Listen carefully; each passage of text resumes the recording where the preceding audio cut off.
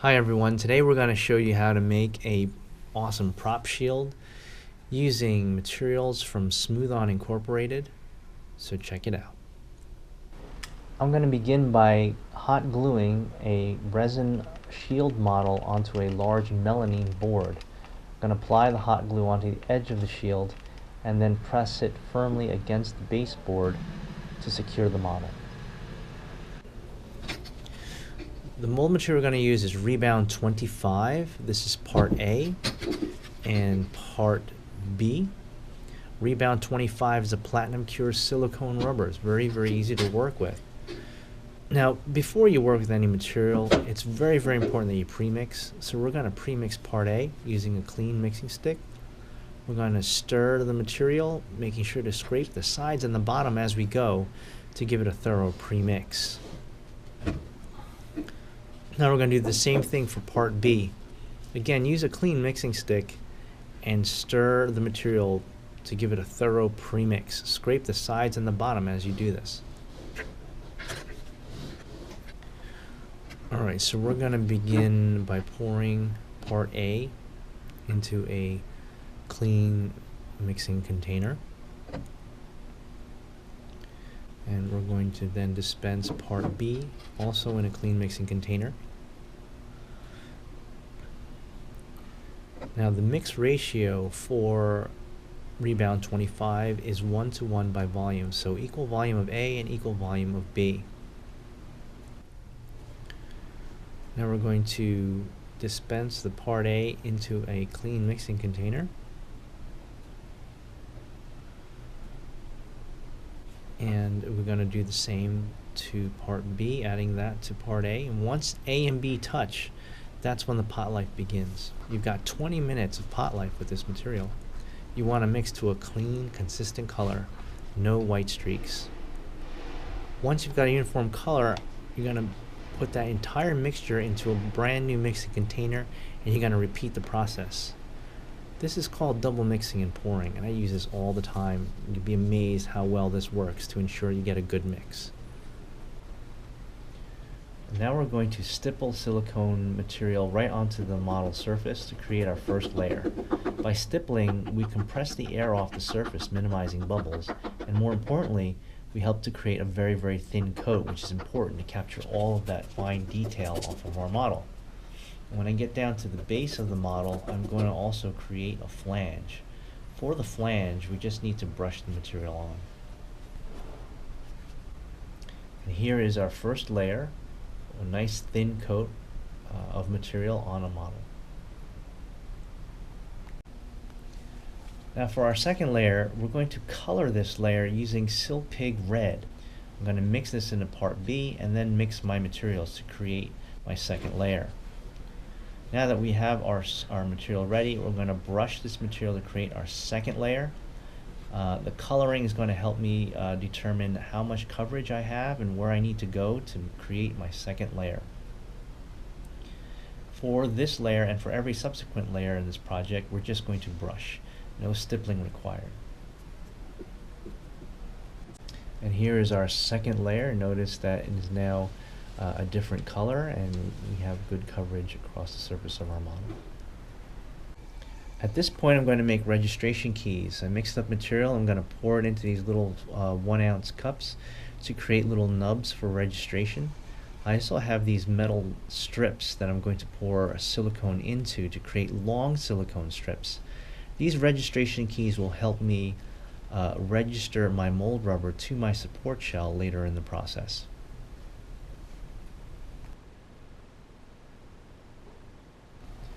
Now for layer number 3, we're going to add a material called Thivex. It only takes a few drops of material to significantly thicken the silicone. This is important. Thickened silicone will help me cover all my undercuts and drafts in my model. So I'm going to mix this material into my mixture to create my third layer. You want to mix until you get a nice thick consistency, and you can notice here it's pretty thick in consistency. Now I'm going to take my thickened silicone and I'm going to use this to cover all of my undercuts in my model, particularly in areas where I know I'm going to need thicker silicone to prevent mechanical lock of my mold rubber to my support shell.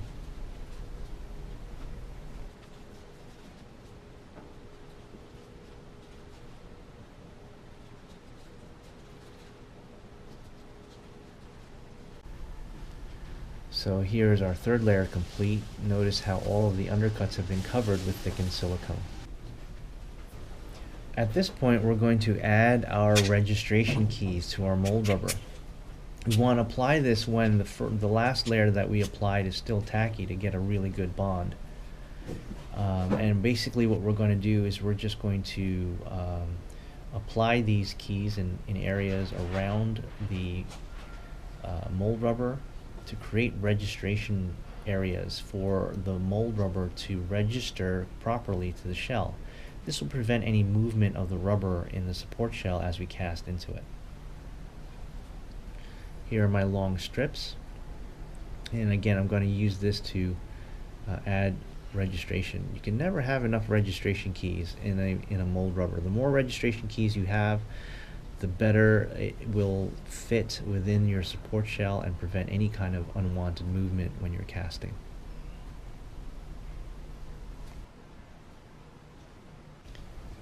For the next layer, I colored the material using Silpig Blue. This will be our fourth and final layer for our mold rubber. So here is our final layer applied, and the mold rubber is all set. We're going to let this cure overnight.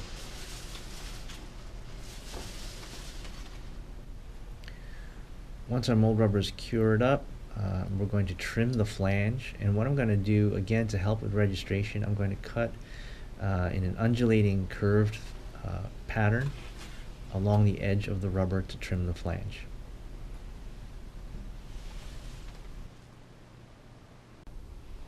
Now we're going to apply some Sonite wax to our mold rubber. Sonite wax is a paste wax, and using a clean brush, I'm going to apply this directly to the surface of my mold rubber on all the way across the entire surface of our mold rubber. And I'm also going to apply it to the baseboard so that the support shell will release from the mold rubber as well as the baseboard easily. Now for my support shell material, I chose a two-part epoxy putty called Freeform Air. This is part A, and this is part B. Now this epoxy putty is a material that you mix by hand. Part A is a white colored material. Looks like this. Part B is a gray colored material. The mix ratio is 1:1 by volume. And both part A and part B is very, very soft in consistency, which I like. It's easy to work with from that perspective. You want to mix part A and part B by hand thoroughly. You want to check it and make sure there are no white streaks when you're mixing the material. You want to keep working the material, folding it in itself until you get a nice uniform light gray color.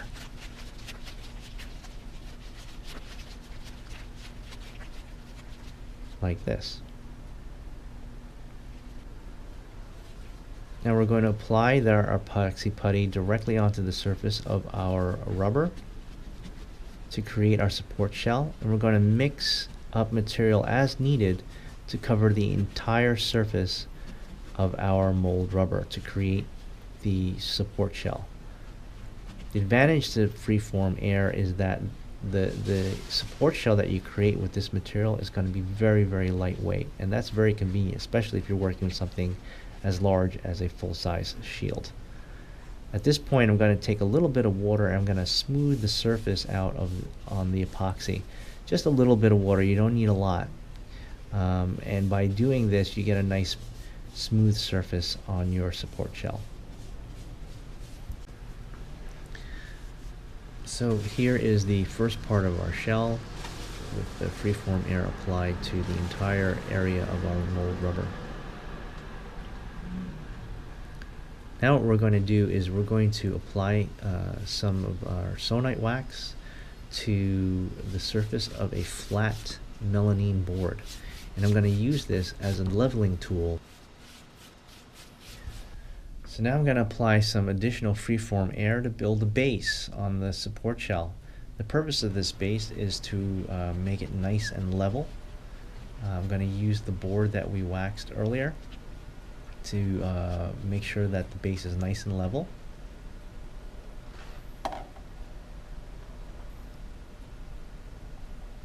And now here is our support shell with the base, and it's all ready to go. I'm going to let that cure up.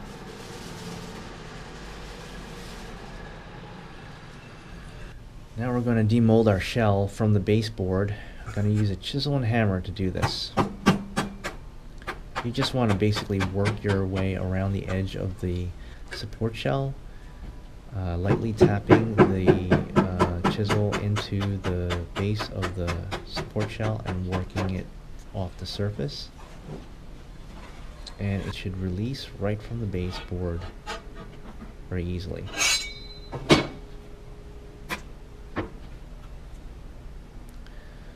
Alright. Then we're going to go ahead and remove the mold rubber from the support shell.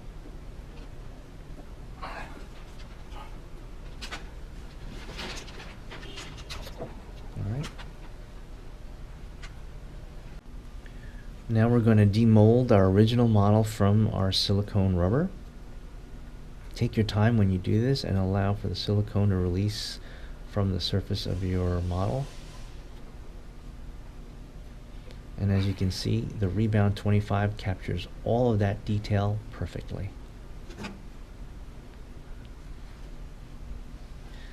Now I've reseated the rubber into the shell, and now it's ready for casting.